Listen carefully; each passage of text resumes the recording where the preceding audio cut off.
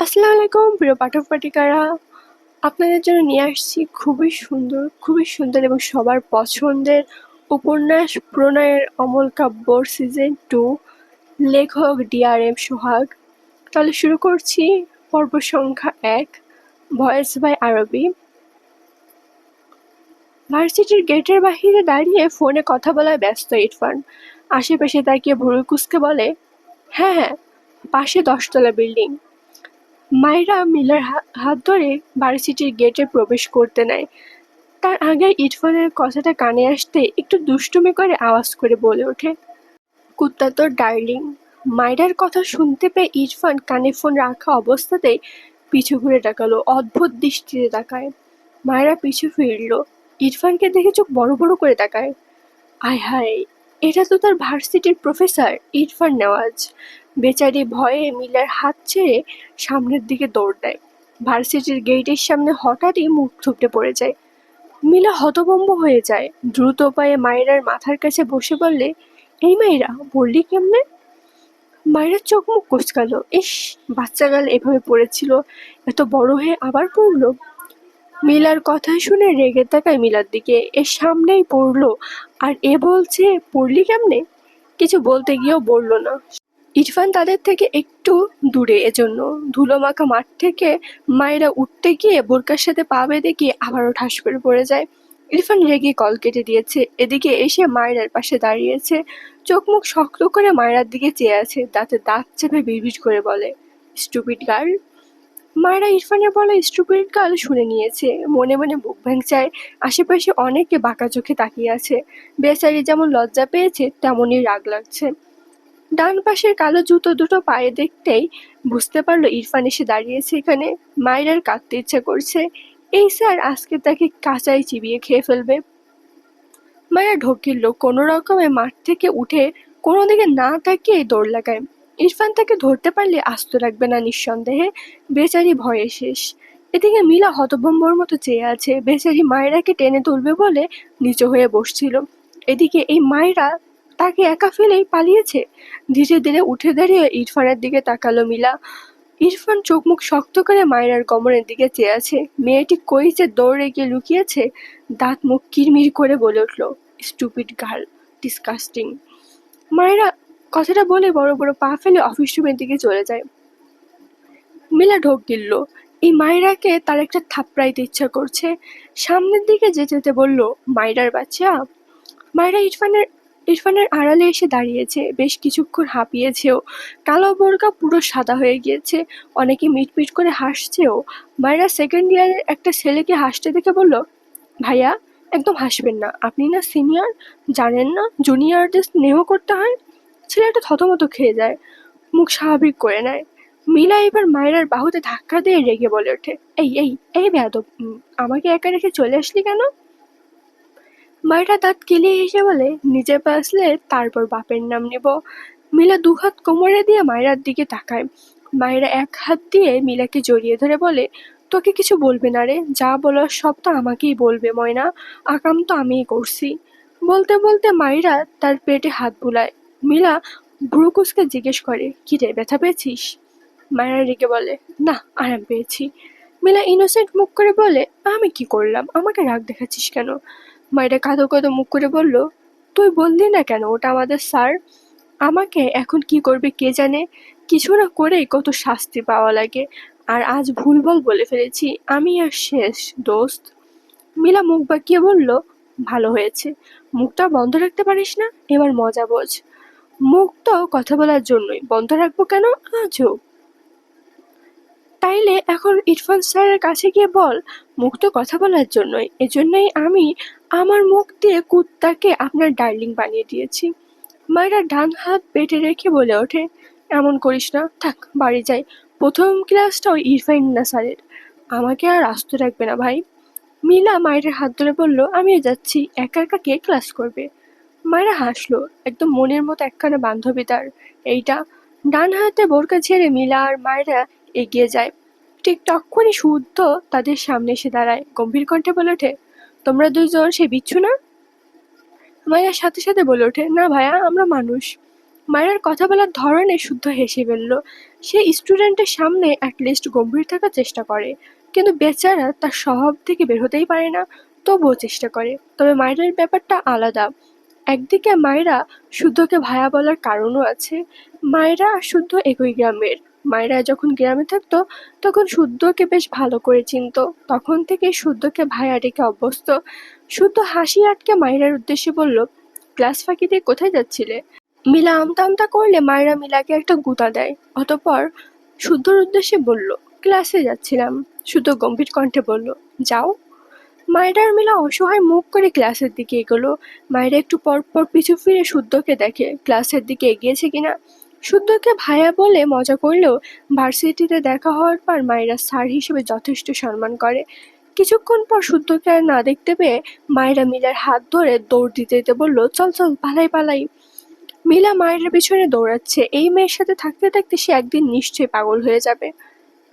ইরফান নওয়াজ, ভার্সিটির assistant professor, বয়স 29, উচ্চতায় 6 ফুট, গায়ের রং ফর্সা, খাড়া নাক, উজ্জ্বল দীর্ঘ কপাল, দুগাল ভর্তি চাপদাড়ি, মাথার চুলগুলো স্বাভাবিকের চেয়ে একটু বড়, চোখের মণি দুটো বাদামি, অচেনা কারোর নজরে পড়লে মনে হবে লেন্স লাগানো। শুদ্ধ ইয়াসার, যে ইরফানের ফুফাতো ভাই, এই ভার্সিটির অ্যাসিস্ট্যান্ট প্রফেসর, হাইট 6 ফুট, শ্যাম বর্ণের পুরুষ শুদ্ধ, দুগালে চাপদাড়ি। ইরফানের ক্লাস ছিল, কিন্তু সে ক্লাস ক্যান্সেল করে দিয়েছে।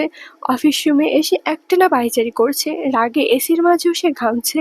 চোয়াল শক্ত তার, হাঁটুর বয়সী একটা মেয়ে, সাথে এই ভার্সিটির স্টুডেন্ট, তাকে সরাসরি কুকুর বলে দিয়েছে। ব্যাপারটা একদমই হজম হচ্ছে না তার।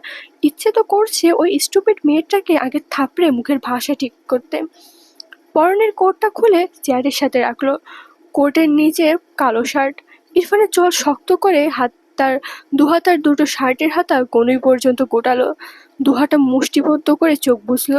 ফলস্বরূপ হাতের রগগুলো ফুলে দৃশ্যমান হয়। রাগটুকু গিলতে না পেরে হঠাৎ মুষ্টিবদ্ধ হাত দিয়ে টেবিলের উপর পাঞ্চ মারে। ঠিক তখনই শুদ্ধ দরজা ঠেলে ভেতরে প্রবেশ করে। এই দৃশ্য দেখে ইরফানের অবস্থা দেখে চেঁচিয়ে উঠল, আরে আরে কি করছিস? ইরফান চোয়াল শক্ত করে শুদ্ধর দিকে তাকায়। শুদ্ধ চোখ ছোট ছোট করে বলল, সব খুলে ফেলছিস কেন? বেশি গরম লাগছে? আরেকটা এসির ব্যবস্থা করব? ইরফান রাগান্বিত স্বরে বলল, কোন সাহসে আমাকে ও কুকুর বলল? শুদ্ধ চোখ বড় বড় করে তাকায়, বিস্ময় কণ্ঠে বলল, কুকুর? নিজেকে সামলে অবাক হওয়ার ভান ধরে বলল, এত বড় মিস্টেক কে করলো ভাই? বাঘ, সিংহ আরো কত হিংস্র প্রাণী ছিল, সব রেখে কুকুরের মতো একটা অবলা প্রাণীর সাথে তোকে তুলনা করলো। ইস, কুকুরগুলো শুনতে পেলে খুব কষ্ট পাবে রে। শুদ্ধ ইরফান শুদ্ধর কথা শুনে রেগে আরো বোম হয়ে যায়। টেবিলের উপর থেকে ফাইল নিয়ে শুদ্ধর দিকে ছুঁড়ে মারে। সাথে সাথে রেগে বলে ওঠে, শুদ্ধ। শুদ্ধ হাসতে হাসতে দ্রুত বসে পড়ে। কিছুক্ষণ আগে ভার্সিটির ভিসি ইরফানের রুমের দরজার সামনে এসে দাঁড়িয়েছিল। ইরফানের ছুঁড়ে মেলা ফাইলটা ভদ্রলোকের পায়ের কাছে গিয়ে পড়েছে। অবাক হয়ে বলল সে, ইরফান, কি হয়েছে? ভিসির গলা পেয়ে শুদ্ধ সোজা হয়ে দাঁড়ায়। ইরফান গম্ভীর কণ্ঠে বলে, নাথিং আঙ্কেল। ভার্সিটির ভিসি শাহাবুদ্দিন আহমেদ। তার তার ইরফানের বাবার সাথে ব্যবসায়িক সূত্রে খুব ভালো সম্পর্ক। বলা যায় তারেক নেওয়াজ খুব কাছের বন্ধু তার।